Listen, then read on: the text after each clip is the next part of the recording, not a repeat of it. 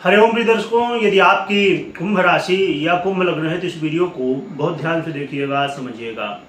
इस वीडियो में हम समझने वाले हैं ग्रहों के राजा सूर्य का परिवर्तन होने जा रहा है 16 नवंबर 2024 को। ये अभी तक नीच अवस्था में थे, नीच राशि में थे, अपनी तुला राशि में।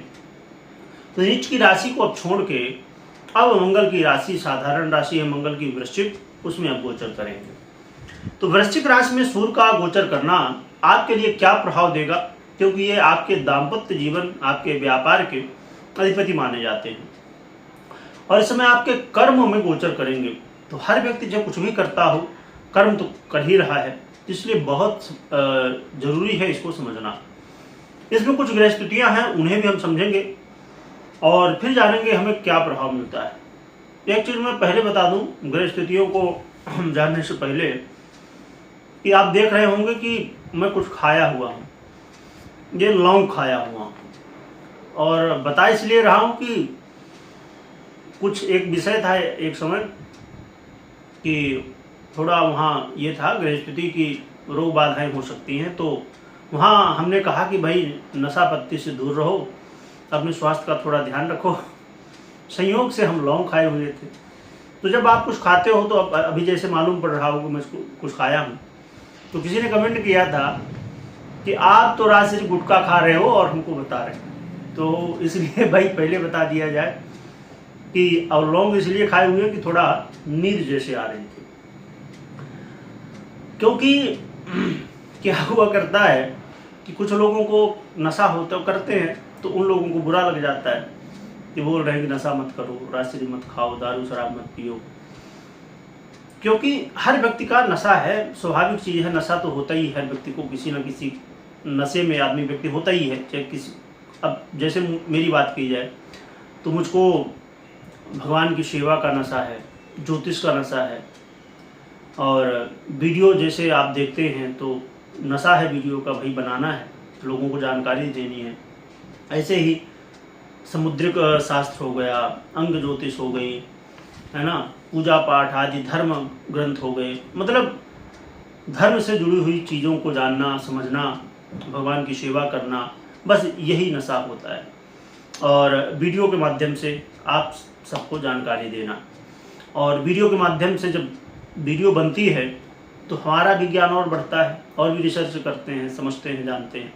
तो इन चीज़ों का नशा हमको भी है, तो इसलिए भाई पहले बता दिया जाए। चलिए समझते हैं कि ये जो सूर्य का परिवर्तन है ये क्या प्रभाव आपको देने वाला है।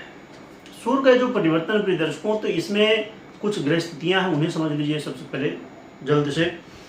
देखा जाए तो ये वृश्चिक राशि में सूर्य का गोचर अपने आप में बड़ा महत्वपूर्ण, खासकर कुंभ राशि वालों के लिए। वैसे तो देखा जाए तो शनि देव की ये राशि है तो ये शत्रु माने जाते हैं सूर्य, परंतु यहाँ पर जो सूर्य का गोचर है दशम भाव में, जहाँ पर बहुत बली होते हैं सूर्य, और यहाँ पर पहले से ही यानी कि वृश्चिक राशि में पहले से ही बुध बैठे हुए हैं, जिससे बुधादित्य योग का निर्माण होगा। परंतु ये मंगल की राशि है और आपको जानते हैं मंगल बुध का क्या है, तो इसलिए कहीं ना कहीं ये जो योग है ये कमजोर पड़ रहा है।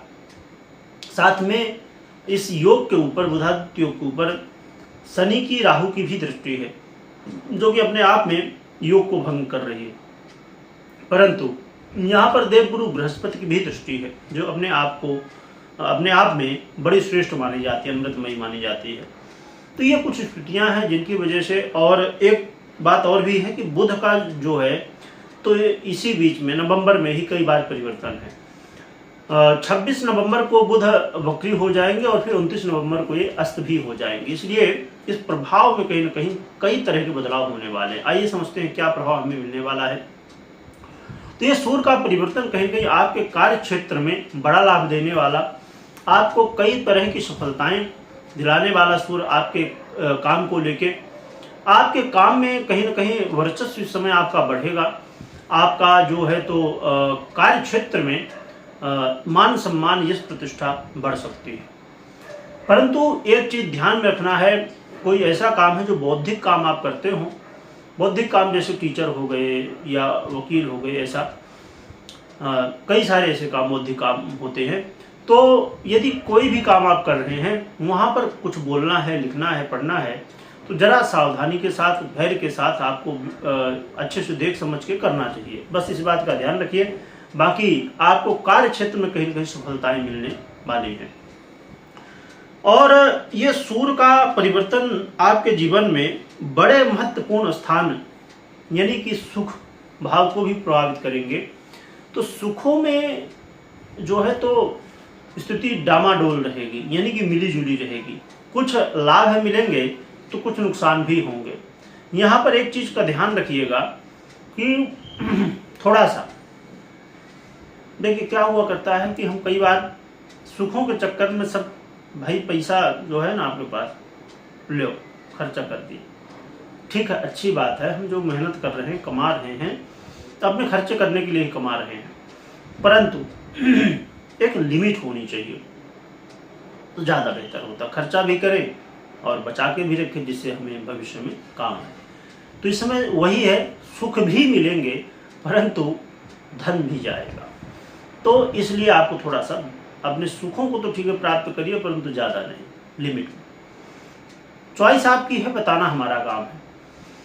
और साथ में दाम्पत्य जीवन जो है आपका कहीं ना कहीं पहले से अब बेहतर स्थिति बन जाएगी। पहले जो यदि समस्याएं चल रही थी, बात चल रही थी, उलझने, तो उसमें कमी आएगी। पूरी तरह से ठीक तो नहीं कहा जा सकता, पर हाँ पहले से कमी देखने को मिलने वाली है।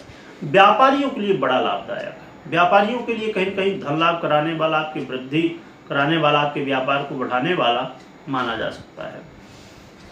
जो लोग पार्टनरशिप में व्यापार कर रहे हैं उन्हें एक दूसरे के ऊपर विश्वास रखना होगा, परंतु थोड़ा सा सावधानी भी रखना होगा, नज़र रखना होगा। बाकी व्यापारियों के लिए काफ़ी अच्छा है ना। इस समय आप कुछ सोच रहे थे कि ऐसा कर लो, वैसे कर ले, ये और थोड़ा ऐड कर लिया जाए, है ना, जिससे हो सकता है कि हमारा व्यापार बढ़ जाए। यानी कि जो आपको आजमाना है तरीके, नए नए तरीके आप सोच सकते हैं, तो उन्हें आप इस समय अप्लाई कर सकते हैं। तो ये कहीं ना कहीं आपको फायदा दे सकते हैं। तो व्यापारियों के लिए काफ़ी अच्छा है। तो ये जो सूर्य का गोचर है तो देखा जाए तो ये काफ़ी लाभ देने वाला, बस थोड़ी बहुत सावधानियां हैं तो उनका ध्यान रखिएगा। जो सावधानी जो नॉर्मली है, बस सीधी सी बात है कि जीवन में संयम होना चाहिए। किसी भी विषय को लेके हो तो संयम बरतिए। बाकी बढ़िया है, भगवान की कृपा से आपका कल्याण हो। और जब भगवान की बात है तो फिर भगवान की आराधना भी करनी चाहिए। तो क्या आराधना करनी चाहिए ये समझ लेते हैं। तो आराधना के रूप में आप नित्य प्रति एक तो अपनी दिनचर्या को बेहतर कर लीजिए, जितना जल्दी हो सके तो उठिए। सूर्योदय से पहले कम से कम तो भी उठ जाइए, लेट से लेट भी यदि हो जाए तो भी। और भगवान सूर्य को अर्घ दीजिए, भगवान सूर्य की खूब आराधना करिए। भगवान सूर्य की आराधना करने के साथ साथ में आप नित्य प्रति प्रयास करिए कि माँ सरस्वती की आराधना करिए। माँ सरस्वती की आराधना करने से आपका कल्याण होगा। और हनुमान जी की आराधना कर ही रहे होंगे, नहीं कर रहे तो कर लीजिए। कोई महत्वपूर्ण निर्णय ले रहे हैं तो सबसे पहले जन्म कुंडली का विश्लेषण करवाइए, इसके बाद निर्णय लीजिएगा। कमेंट में जय सरस्वती माता लिखिएगा, लिखने के साथ खूब स्मरण करिएगा। वीडियो देखने के लिए बहुत बहुत धन्यवाद।